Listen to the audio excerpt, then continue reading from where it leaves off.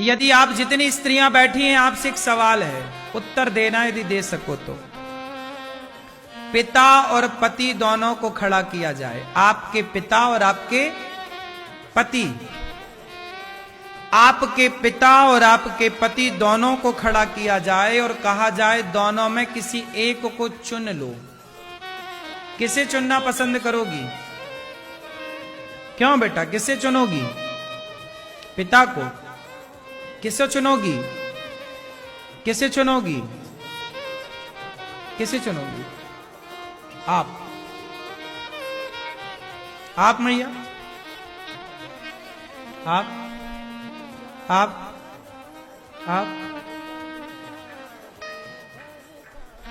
किसे चुनेंगी? आज लड़कियां, आज स्त्रियां अपने पिता और अपनी मां को चुन लेती हैं, इसलिए उनके घर में महाभारत होता है। काश विवाह के बाद हर लड़की को उसके माँ बाप ये संस्कार दें। हम ये नहीं कहते कि अपने पिता से दूर रहो, बात करो माँ से। माँ बाप तो देखो है ही, माँ बाप तो सबके भगवान ही होते हैं, इसमें कोई किंतु परंतु नहीं है। लेकिन अब आपके माता पिता ने आपका दान कर दिया, जिसे कन्यादान कहते हैं, और यही परंपरा है। आप मायके की, मायके की नहीं हो, अब आप ससुराल की हो। इसलिए ये जो बदलाव है ना, ये लड़कियां सहन नहीं कर पाती कि कल तक तो मैं पिता की थी, अब मैं पति की हो गई। कल तक पिता तो मुझे कुछ नहीं कहता था, अब पति मुझे दबा के रखना चाहता है, अपने कंट्रोल में रखना चाहता है। अभी तक तो मेरी माँ जब मैं मन करे तो जागती, जब मन करे मैं खाती, अब तो सास मुझे अपने कंट्रोल में रखना चाहती। वही है ना, खुला सांड को आपने कैद कर दिया तो वो तो जाल तोड़ेगा,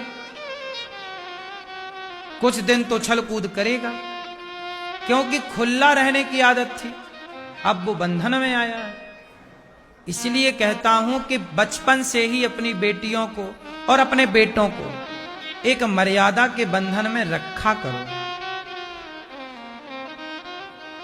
किस में रखा करो? बोलो। मर्यादा के बंधन में। यदि हर बेटी को मर्यादा के बंधन में हर माँ बाप रखें तो तुम्हारी बहू ना आएगी, तुम्हारे घर भी एक बेटी ही आएगी बहू के रूप में, क्योंकि वो बचपन से ये सीख चुकी होगी। मां क्यों नहीं सिखाती कि बहू कैसे बना जाता है, बहू बनकर भी बेटी कैसे रहना है। तुम ससुराल में रहकर अपने माँ बाप से ज्यादा अटैच रहती हो, जितना ख्याल अपने माँ बाप का है, तुम्हारा पति यही तो शिकायत करता है। 100 में से 99 पति ये शिकायत करते हैं अपनी पत्नियों से कि तुम अपने माँ बाप का ख्याल तो रखती हो, पर मेरे माँ बाप का ख्याल नहीं रखती हो। यही शिकायत तो पुरुषों की है कि तुम्हें अपने माँ बाप की तो पड़ी है, मेरे माँ बाप का कोई ख्याल नहीं है। यदि हर पत्नी अपने सास ससुर को माँ बाप मान ले और अपने पति के माँ बाप को अपने माँ बाप मान ले तो घर घर कहां रहा, स्वर्ग हो गया वो। और पुरुष भी अपनी पत्नी के माँ बाप को वो अपना माँ बाप मान ले। तुम मेरे माता पिता को अपना मान लो और मैं तुम्हारे माँ बाप को अपना मान लूं, और एक दूसरे के माँ बाप का सम्मान करने लग जाएं, एक दूसरे के माँ बाप का आदर करने लग जाएं। सारे पति पत्नी का झगड़ा केवल माँ बाप के अपमान के कारण होता है कि तुमने मेरे माँ बाप का अपमान किया, मैंने भी तुम्हारे माँ बाप का अपमान किया, लो महाभारत चालू।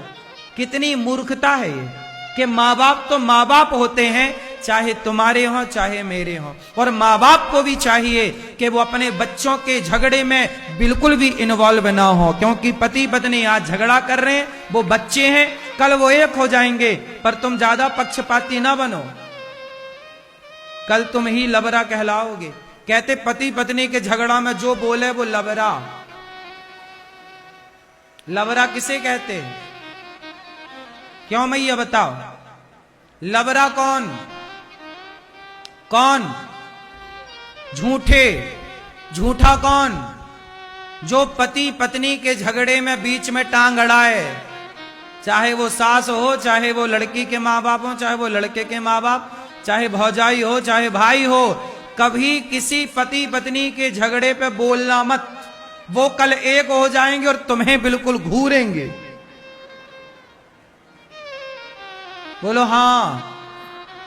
पति पत्नी के झगड़ा में जो बोले ज्यादा होशियार बने वो लबरा। समझदार लोग कभी किसी पति पत्नी के मैटर में इन्वॉल्व नहीं होते। और आपको तो हर जगह घुसना होता है। मैं आ गया वकील बन के, मैं आ गया जज बन के, मैं न्याय करूं। खाक न्याय करोगे, तुमसे न्याय वाय करते नहीं आता और उलझ जाओगे।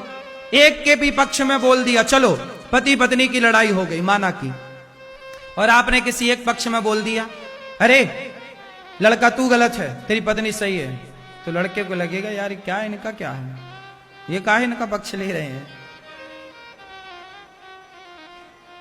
है ना। इसलिए किसी भी पक्ष में ना बोलो, दोनों को बिठा के ये समझाओ